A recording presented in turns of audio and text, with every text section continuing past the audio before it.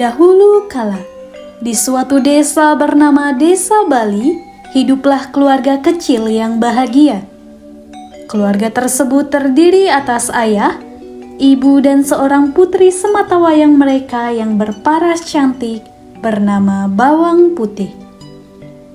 Sang ayah berprofesi sebagai petani, sedangkan ibu Bawang Putih berprofesi sebagai ibu rumah tangga dan sesekali membantu kegiatan ayah di ladang.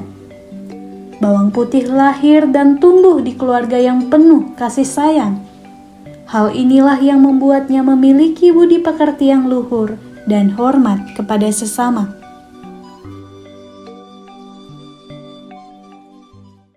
Suatu hari, ketika ibu dan ayah tengah beraktivitas di ladang, tiba-tiba terjadi peristiwa besar yang mengubah hidup Bawang Putih dan ayahnya. Sudahlah Bu, biar ayah yang melakukan semua ini. Ibu istirahatlah. Tidak ayah, ibu masih bisa. Bu, Bu, Bu, Bu, Bu, Putih, Putih, nak, ibumu nak. Ibu kenapa? Ibu kenapa muntah darah lagi, Bu? Ibu harus bertahan, Bu. Bu. Bertahanlah Bu, ayah akan segera memanggilkan tabib untuk ibu. Bertahanlah demi anak kita Bu. Ayah, apapun yang terjadi, rawatlah anak kita dengan baik, Ayah. Aku sudah tidak bisa, Ayah. Anakku yang cantik, tumbuhlah jadi anak yang baik ya. Ibu sangat bahagia memilikimu. Percayalah nak, walau ibu tidak bisa terus bersamamu, ibu akan selalu mendoakan, menyayangimu. Bu, Bu, Bu.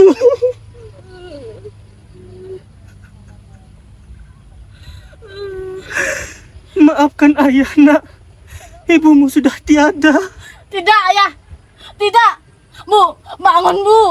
Ibu tidak boleh meninggalkanku. Ibuku masih hidup. Ibu. Bawang Putih sangat terpukul akan kepergian sang ibu. Terlebih di usianya yang masih remaja, ia masih sangat membutuhkan sosok ibu di sampingnya. Bawang Putih dan ayah hanya bisa menyambung hidup dengan hati yang tabah, berharap suatu keajaiban dapat mengembalikan kebahagiaan itu kembali.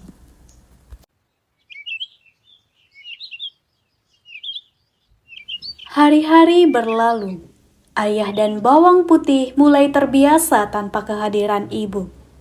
Semua kegiatan rumah dikerjakan oleh Putih, sementara ayah sibuk berladang. Ada satu hal yang membuat Putih merasa masih ada sosok ibu di sisinya, yaitu kiriman makanan yang diberikan oleh tetangganya, Bawang Merah. Putih. Ya. Nih, ada makanan dari ibu aku. Pastikan ayah kamu tahu itu ya. Terima kasih ya Merah. Apakah kalian mau mampir sebentar? Tadi aku sudah merebus ubi. Waduh, apa katanya tadi? Ubi rebus. Sudahlah Merah, ayo kita pergi saja dari sini.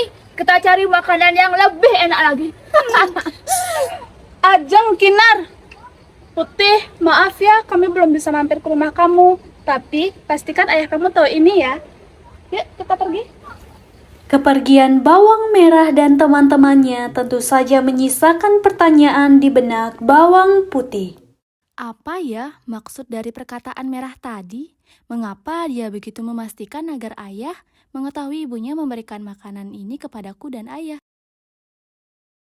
Tidak selang lama, ayah pulang dari ladang. Dan ternyata ibu Bawang Merah menghampiri rumah mereka. Permisi. Ada ibu bawang merah. Ada apa ya dek? Begini Mas, kebetulan saya melewati rumah Mas. Jadi saya mau mengambil rantang yang udah dibawa bawang merah tadi. Rantang? Apa ya nak? Ayah, tadi bawang merah mengantarkan makanan untuk kita. Oh, adek tidak usah repot-repot. Tapi karena adek sudah mengantarkan kami berdua makanan, kami berdua mengucapkan terima kasih banyak ya dek. Ah, sama-sama Mas. Itu tidak merepotkan sama sekali kok. Setelah kejadian itu, hubungan ayah bawang putih dan ibu bawang merah semakin dekat. Lambat laun, ayah merasa ibu bawang merah adalah sosok yang tepat untuk menjadi ibu bawang putih.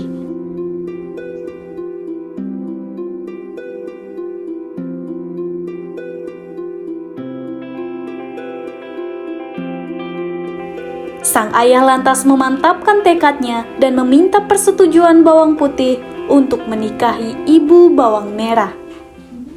Nak, Putih, Ada apa ya? nah, sudah lama ibumu meninggalkan kita. Selama itu juga kita hanya hidup berdua. Sekarang ayah hendak meminta restu Putih untuk menikahi ibu bawang merah. Dengan begitu, ayah harap ibu bawang merah bisa menggantikan sosok ibu yang kau rindukan. Nak. Ayah, sesungguhnya tidak ada yang bisa menggantikan sosok ibu putih di sini. Akan tetapi, apapun keputusan ayah, putih akan menerima. Jika ayah bahagia, begitupun juga dengan putih. Terima kasih ya, Nak.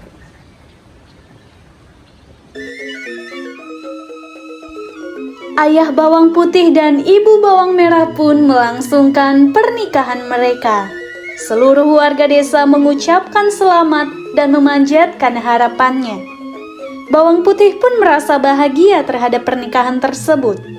Namun sayang, apa yang Putih pikirkan tentang Merah dan ibunya ternyata salah. Setelah berhasil tinggal di rumah milik ayah Putih, tiba-tiba perilaku dan sifat mereka berubah.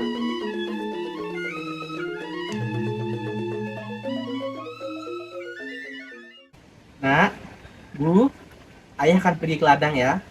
Ingat ya Putih, jangan lawan perkataan ibu. Saya pergi ya. Putih, cepat bersihkan rumah. Saya sama Merah mau pergi ke pasar. Tapi, Bu, Tidak ada tapi-tapi. Kamu tidak mendengar perkataan ayahmu tadi. Merah, ayo nak kita pergi belanja baju. ayo Bu, tapi apakah boleh aku mengajak teman-temanku, Ajeng dan Kinar? Tentu saja nak. Bawang putih hanya bisa pasrah dengan perlakuan ibu tirinya. Sementara itu, Merah, ibu dan teman-temannya tengah asik memilih barang di pasar. Merah, ayah barumu sepertinya banyak uang ya. Wah, pasti enak ya jadi kamu. Tidak juga, aku kesal dengan selusuh putih itu. Pasti dia mendapatkan uang jajan jauh lebih banyak daripada aku. Dia kan anak kandungnya. Kenapa tidak kau rampas saja haknya? Si Putih itu kan keluarga kaya. Lihat saja ladangnya, sangat luas. Jangan sampai warisan itu jatuh ke tangan Putih dan kau Merah tidak mendapatkan hak sedikit pun. Tumben kamu pintar. Tapi, apa yang harus aku lakukan untuk mendapatkan semua warisan itu? Merah, kamu dan ibumu harus menjadi satu-satunya pengendali atas kekayaan keluarga si Putih itu. Apa yang kalian bicarakan? Tenanglah anakku sayang. Jika harta hayatirimu saja bisa ibu dapatkan, begitu pula dengan seluruh harta kekayaannya. Ibu sudah lama sekali menyusun rencana untuk merebut harta kekayaan keluarga itu. Tapi nak, ini belum cukup. Akan ibu bunuh ayah si bawang putih agar seluruh harta kekayaannya jatuh ke tangan kita. Tapi, bagaimana caranya ibu?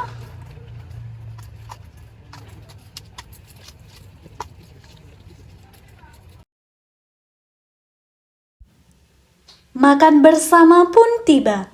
Seluruh keluarga berkumpul untuk menyantap makanan yang dimasak oleh Ibu Merah.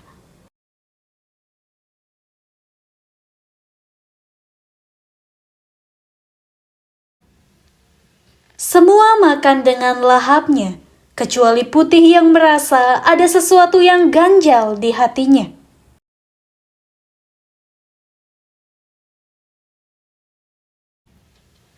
Tidak selang lama, ayah Putih tiba-tiba kejang setelah meneguk air. Tubuhnya ambruk di lantai.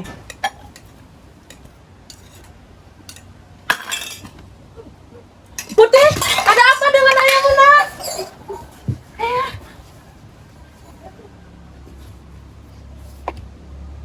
Putih, ayahmu telah meninggal, nak. Hati Putih benar-benar hancur. Ia kini kehilangan satu-satunya sosok yang ia percayai. Ayahnya menyusul sang ibu begitu cepat.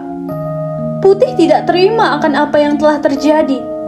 Namun kini, ia hanya bisa menangis akan kepergian sang ayah untuk selamanya.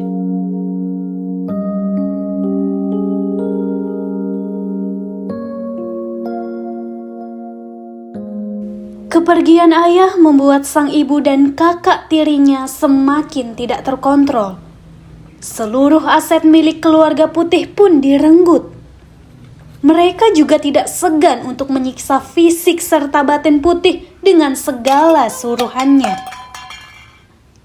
Suatu hari, Putih diminta untuk mencuci pakaian Merah dan ibunya. Terlihat begitu banyak tumpukan baju yang harus Putih cuci.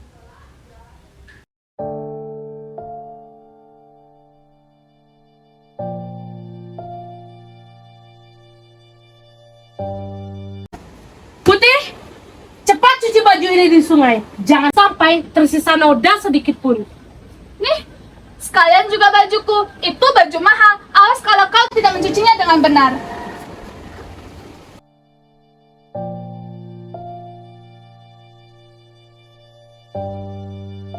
Setibanya di sungai, Bawang Putih mencuci dengan sangat gesit tanpa mengeluh sedikit pun. Tanpa ia sadari, dari kejauhan tampak seorang pria tengah memperhatikan Putih dengan tatapan penuh makna. Pria itu berpenampilan layaknya pangeran yang ditemani oleh sang patih.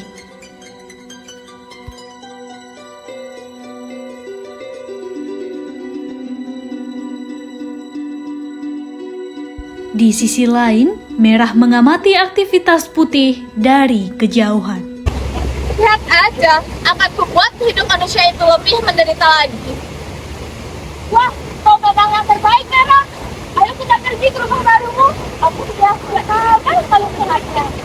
Ayo, yuk. Di tengah perjalanan, mereka tidak sengaja bertemu dengan seorang nenek tua dengan pakaian lusuh dan tampang tidak terawat. Cuk, tolong bantu nenek membawa barang ini sampai ke gubuk, Cuk. Nenek sudah lelah berjalan dari pasar, Cuk. Ih, apa-apaan sih, Nek? Lihat, Merah, nenek ini sangat lancang denganmu. Heh, dengar ya nenek tua. Aku ini tidak level membantu orang kumuh seperti Anda. Lagian sudah tua, bukannya diam di rumah malah keluyuran. Tidak, aku tidak akan membantu kau. Nenek itu diam dengan tatapan yang tajam menyorot wajah Bawang Merah yang lancang kepadanya. Ih, ayo kita pergi. Permisi, Nek.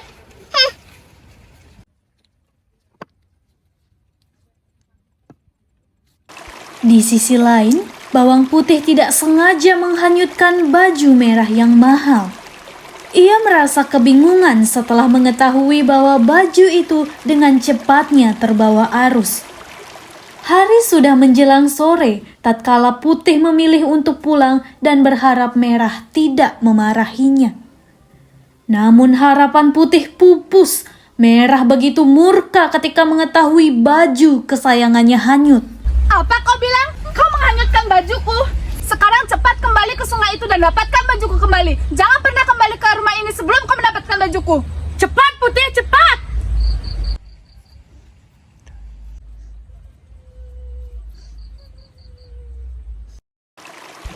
Bawang Putih menyusuri aliran sungai sembari bertanya pada warga sekitar apakah ada yang menemukan baju merah yang hanyut. Namun nihil, tidak ada satupun warga desa yang tahu. Diiringi isak tangis dan langit yang mulai gelap, Putih terus menyusuri aliran sungai yang entah kemana arahnya, hingga ia tidak sengaja bertemu dengan nenek yang sebelumnya dijumpai oleh bawang merah. Permisi, Nek. Saya ingin bertanya, apakah Nenek melihat baju yang hanyut di sekitar sungai ini?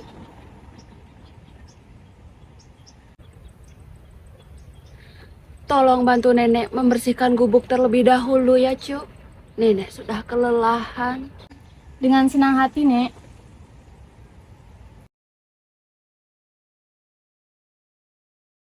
Bawang putih mulai membantu nenek untuk membersihkan gubuk tuanya. Nenek merasa sangat bahagia karena akhirnya ia menemukan seorang gadis yang mau membantunya. Usai membantu membersihkan gubuk, nenek menghampiri Putih dengan membawa tumpukan baju. Di antara tumpukan baju tersebut, ada baju yang sama persis dengan milik Merah. Cuk.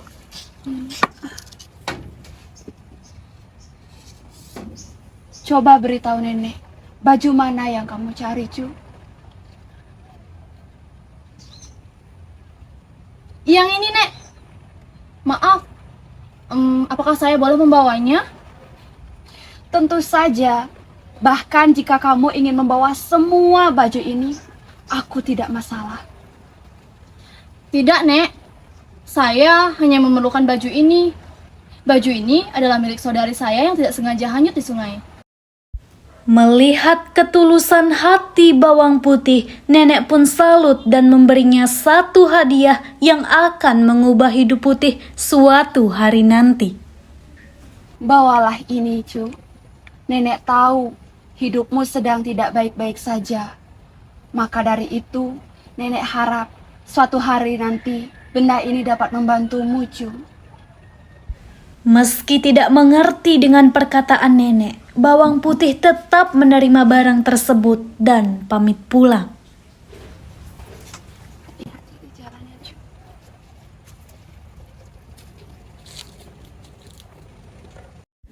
Pada suatu hari, ada kabar dari penduduk desa bahwa seorang pangeran dari desa lain tengah mencari gadis yang akan ia jadikan permaisuri.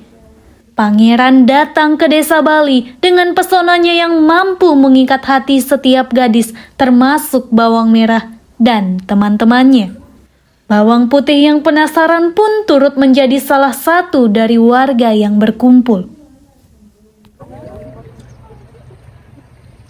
Wahai warga desa Bali, saya adalah patih dari kerajaan Tanah Agung.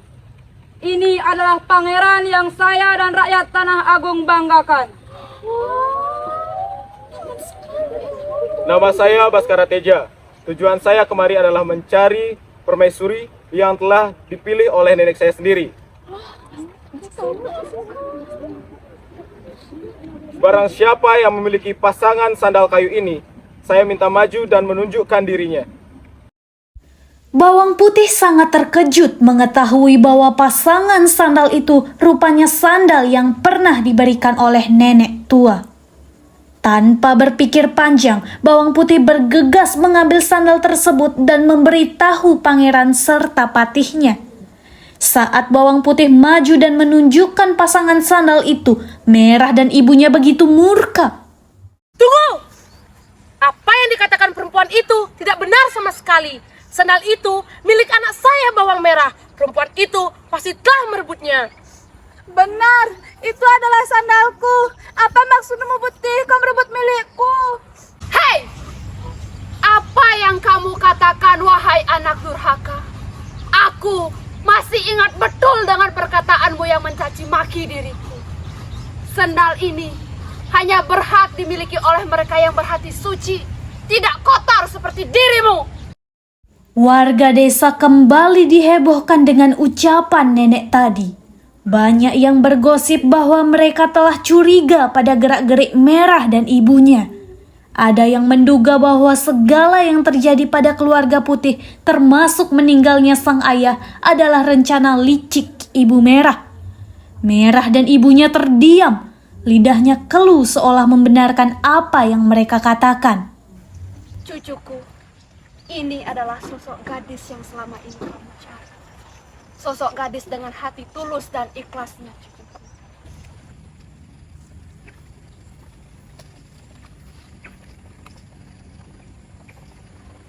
Rupanya engkau gadis pencuci baju. Apakah engkau tahu, sejak pertama aku melihatmu, aku selalu membayangkan wajahmu. Wahai gadis cantik, dengan saksi desa Bali, aku hendak melamarmu menjadi permaisuriku. Apakah engkau bersedia menjadi permaisuriku? Iya, Pangeran. Saya bersedia. Bawang Putih merasa segala doa atas rasa sakit yang ia rasakan kini terjawab. Dengan haru, Putih membulatkan tekadnya untuk menerima lamaran sang pangeran. Keterlaluan kamu, Putih. Kau telah mengkhianati keluargamu. Dasar anak kurang ajar. Hei! Di saat seperti ini baru kau anggap Putih keluarga. Sungguh wanita kejam. Warga desa bersorak kepada Bawang Merah dan ibunya yang bergegas pergi, tidak kuasa menahan malu. Sejak saat itu, Bawang Putih hidup bahagia di kerajaan Tanah Agung. Sementara itu, keadaan Merah dan ibunya semakin memprihatinkan. Selain tidak bisa mengerjakan pekerjaan rumah, kehidupan mereka yang terlalu boros juga membuat kondisi ekonomi tidak stabil hingga akhirnya Ibu Merah jatuh sakit dan meninggal. Bawang Merah yang kini juga sakit-sakitan pun hidup menderita. Tidak ada satupun yang mau membantunya, termasuk Ajeng dan Kinar. Merah merasakan sakit yang begitu dalam dan menyesali segala perbuatannya terhadap Bawang Putih terdahulu. Aku dan ibuku sudah berdosa kepadamu, Bawang Putih. Aku dan ibuku memohon ampun kepadamu, Bawang Putih. Kami sangat-sangat menyesal. Dulu kau begitu baik kepada kami, tapi kami justru menyakitimu. Tuhan, hamba memohon maaf atas semua kesalahan hamba dan ibu hamba lakukan. Kami begitu buta akan kekayaan, sehingga kami lupa akan jalan yang benar. Pada saat itu juga, Bawang Merah menghembuskan nafas terakhirnya. Tubuhnya ambruk di atas tubuh sang ibu. Hidup yang selama ini ia jalani dengan berbuat dosa diakhiri dengan penyesalan tanpa tepi hingga akhir hayatnya.